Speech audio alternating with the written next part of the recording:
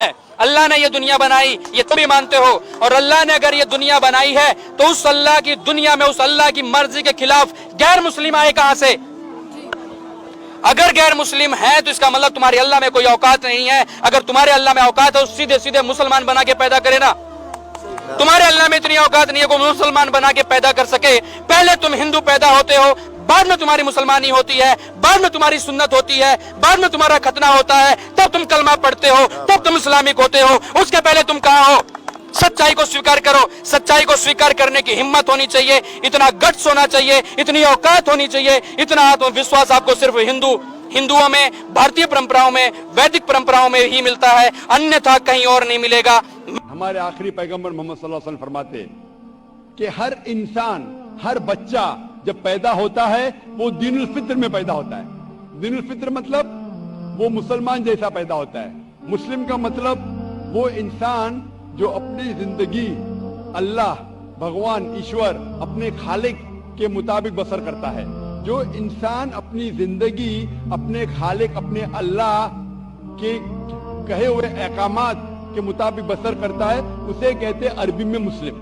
تو ہر انسان جب پیدا ہوتا ہے، چاہے ہندو خاندان میں پیدا ہو، یا عیسائی خاندان میں، یا یہودی خاندان میں، یا مسلم خاندان میں، کوئی بھی خاندان میں پیدا ہوتا ہے، وہ پیدا ہوتا ہے مسلمان جیسا۔ اس کے بعد اس کے والدین، اس کے بڑے، اس کے ٹیچرز اسے سکھاتے ہیں۔ اگر صحیح چیز سکھاتے تو وہ صحیح راستے پہ رہتا ہے، ورنہ وہ دوسرے راستے پہ بھٹک جاتا ہے۔ ہو سکتا ہے کہ بت پرستی کرنے لگے، وہ مورتی پوجا کرنے لگتا ہے، ہو سکتا ہے وہ آگ کی پوجا کرنے لگے۔ اسی لیے اگر کوئی غیر مسلم بنتا ہے، اردو میں اکثر کہتے ہیں نو مسلم، جو غلط ہے۔ انگریزی میں کہتے ہیں convert. Convert means going from one track to the other, which is wrong۔ صحیح لفظ ہے لوٹا ہوا مسلم، کیونکہ ہر انسان پیدا ہوتا ہے مسلم جیسا، پھر اس کے والدین، اس کے بڑے کے ذریعے سے وہ غلط ٹریک پہ جاتا ہے، اور جب صحیح ٹریک پہ آ جاتا ہے واپس، صحیح لفظ ہے لوٹا ہوا مسلم۔ انگریزی میں کہیں گے ریورٹ۔ اکثر ہم کہتے ہیں نو مسلم، جو اسلامی تعلیمات کے مطابق غلط ہے۔ صحیح لفظ ہونا چاہیے لوٹا ہوا مسلم، ریورٹ۔ اور آپ کا سوال تھا کہ اللہ نے تمہیں مسلم کیوں نہیں بنایا؟ اللہ نے تمہیں مسلم ہی بنایا۔ ہو سکتا ہے کہ بچپن میں آپ کے بڑے، آپ کے والدین، آپ کے ٹیچر آپ کو صحیح راستہ نہیں دکھا سکے اور آپ غلط راستے پہ گئے، لیکن اس کے باوجود آپ اللہ کو دوشی نہیں ٹھہرا سکتے۔ آپ یہ پوچھ سکتے کہ اللہ نے کیوں مجھے ہندو خاندان میں پیدا کیا؟ اگر مسلم خاندان میں پیدا کیا ہوتا، ہو سکتا ہے کہ میں مسلمان ہوتا۔ اللہ تعالیٰ فرماتے ہیں قرآن مجید میں، سورہ فرقان میں، سورہ نمبر 25، کہ اللہ اگر چاہے تو سارے انسانوں کو مسلمان بنا سکتا ہے، لیکن پھر ٹیسٹ کیا ہے؟ اگر ٹیچر چاہے تو سارے اسٹوڈنٹ کو پاس کر سکتا ہے، لیکن ٹیسٹ کیا؟ ٹیسٹ وہ ہوتا ہے کہ ٹیچر صحیح تعلیم دینے کے بعد امتحان لیتا ہے، جو آدمی صحیح جواب دیتا ہے وہ پاس ہوتا ہے، جو غلط دیتا ہے فیل ہوتا ہے۔ تو اللہ تعالیٰ نے سارے انسانوں کو اپنا آخری پیغام دے چکا ہے قرآن مجید۔ اس کے بعد اگر انسان اس پہ عمل کرتے تو پاس ہوتے، عمل نہیں کرتے تو فیل ہوتے۔ یہ کہنا کہ ہر انسان جو مسلم خاندان میں پیدا ہوتا ہے جنت میں جائے گا، بالکل غلط ہے۔ صرف مسلمان خاندان میں پیدا ہونے کے بعد اور مسلم نام رکھنے سے انسان جنت میں نہیں جاتا ہے۔ جنت میں جانے کے لیے ایک اللہ میں ماننے کے علاوہ، اللہ کے رسول میں ماننے کے علاوہ ان کے احکامات پہ عمل کرنا چاہیے۔ ہر مسلم عمل تو نہیں کرتا ہے، تو ہر انسان جو مسلم خاندان میں جائے گا، جو مسلم خاندان میں پیدا ہوتا ہے، وہ جنت میں نہیں جائے گا۔ لیکن اللہ تعالیٰ یہ فرماتے ہیں کہ ہر انسان کو، سورہ فصلت میں، سورہ نمبر 41، آیت نمبر 53، اللہ تعالیٰ فرماتے سنوریم آیاتنا فی الآفاق وفی انفسہم حتی یتبین انہ الحق، کہ بہت جلدی ہم آپ کو اپنی نشانیاں دکھائیں گے۔ اللہ تعالیٰ فرما رہے انسانوں سے کہ کہ جلد ہم آپ کو ہماری نشانیاں دکھائیں گے ہورائزنز میں، تاکہ آپ پہ واضح ہو جائے کیا حق ہے، کیا اللہ ایک ہے، اللہ کے علاوہ کوئی معبود نہیں ہے۔ لیکن حق ظاہر ہونے کے بعد کہ اگر میں اسلام قبول کروں تو ہو سکتا ہے کہ میرے دوست مجھے چھوڑ دیں گے، ہو سکتا ہے کہ میرے والدین مجھے جائیداد سے دخل کر دیں گے، ہو سکتا ہے کہ مجھے میرے تجارت میں نقصان ہو۔ تو یہ سب چیزیں انسان کو بہت بار بھٹکاتی ہے اور حق قبول کرنے سے روکتی ہے۔ لیکن آخرت کے دن کے اوپر آپ یہ اللہ سے کمپلین نہیں کر سکیں گے کہ مجھے کسی نے بھی اسلام کے بارے میں نہیں کہا، اور آپ کو بھی، آپ آج اس مجلس میں آ چکے ہیں اور میں نے لاکھوں لوگ کے سامنے آپ کو واضح کیا ہے کہ خدا ایک ہے، اس کے علاوہ کوئی معبود نہیں، اور محمد صلی اللہ علیہ وسلم اس کے آخری پیغمبر ہے۔ اگر آج آپ اس بات کو نہیں مانیں گے تو کل آپ یہ کمپلین نہیں کر سکیں گے، آپ شکایت نہیں کر سکیں گے اللہ سے کہ مجھے پتا نہیں تھا۔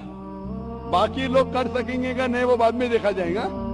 آپ تو اللہ تو واضح کر دیا کس کے ذریعے پتا نہیں، لیکن آج میرے ذریعے تو کر رہا ہے آپ کو، اور اتنے لاکھوں لوگ شہادہ دے رہے اور کروڑوں لوگ ٹیلی ویژن پہ دیکھ رہے آپ کو۔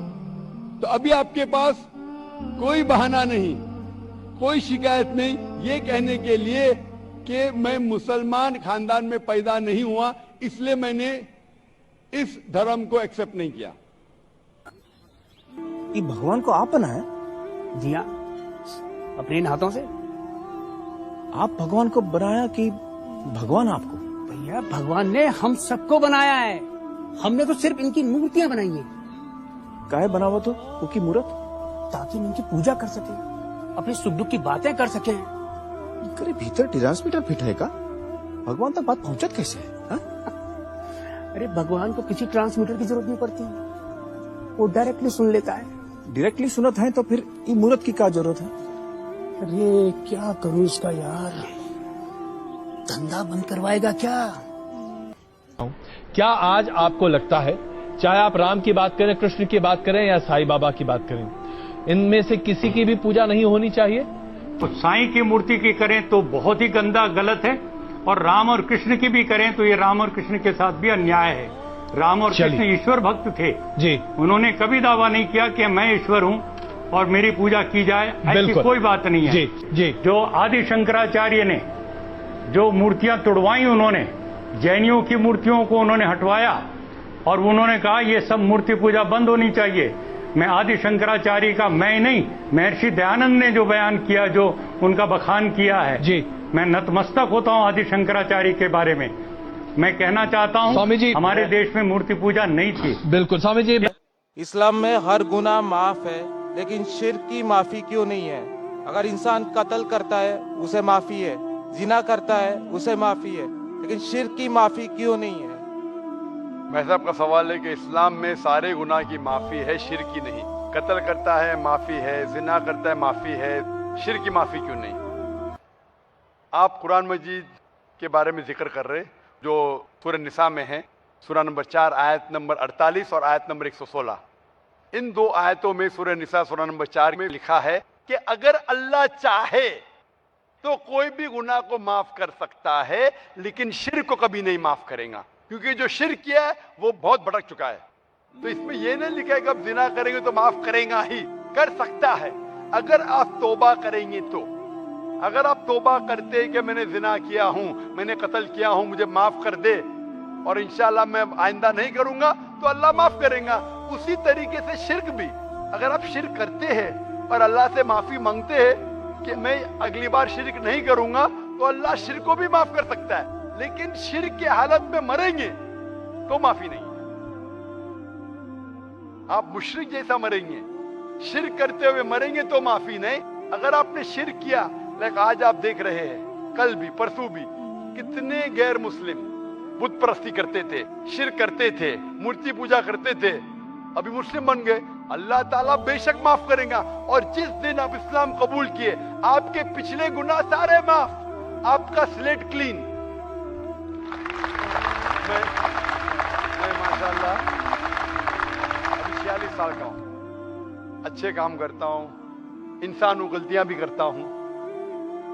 आप अगर इस्लाम कबूल करे, आपका स्लेट क्लीन। मेरे तो स्लेट में तो काफी चीज ऊपर नीचे है। अगर आप इस्लाम कबूल करें तो अल्लाह के रसूल फरमाते आपके सारे गुनाह माफ, स्लेट इज क्लीन। तो आप एक साफ सुथरे मुसलमान बनते, इसके बाद हिसाब किताब शुरू होगा। मैं पूछना चाहता हूँ, आप मूर्ति पूजा में मानते भाई साहब? जी मानते हैं? क्यों, आपको लगता नहीं गलत है? आप क्या हिंदू है?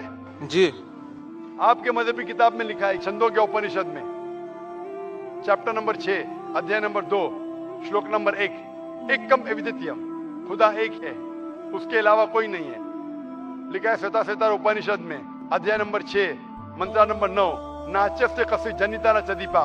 उस ईश्वर, उस भगवान का कोई रब नहीं, उसके कोई वालदेन नहीं। लिखा है श्वेता श्वेता उपनिषद में, चैप्टर नंबर 4, मंत्र नंबर 19 में, न तस्य प्रतिमा अस्ति। उस ईश्वर, उस भगवान की कोई प्रतिमा नहीं, कोई अक्ष नहीं, कोई पिक्चर नहीं, कोई पेंटिंग नहीं, कोई फोटोग्राफ नहीं, कोई मूर्ति नहीं, कोई बुत नहीं। लिखा है यजुर्वेद में, चैप्टर नंबर 32, वर्ष नंबर 3 में, मंत्र नंबर 3 में, न तस्य प्रतिमा अस्ति। उस ईश्वर, उस भगवान की कोई प्रतिमा नहीं, कोई अक्ष नहीं, कोई पिक्चर नहीं, कोई पेंटिंग नहीं, कोई फोटोग्राफ नहीं, कोई बुत नहीं, कोई मूर्ति नहीं। तो साफ तौर पे कई जगह आप हिंदू की मजहबी किताब में लिखा है कि मूर्ति पूजा गलत है, तो क्यों आप मूर्ति पूजा करते हैं भाई साहब? जी, इस बारे में मुझे सही तालीम नहीं है, मुझे थोड़ा वक्त चाहिए। मैं इतने हवाले दे रहा हूँ कि आपको लगता है कि मैं फेंकते जा रहा हूँ? हवाले के हवाले दे रहा हूँ, आप नोट कीजिए। जी या इंटरनेट पे जाइए, आप टाइप करो, वेद भी इंटरनेट के ऊपर है, कुरान भी इंटरनेट के ऊपर है, टाइप करो, रेफरेंस टाइप करो, आपको हवाला मिल जाएगा।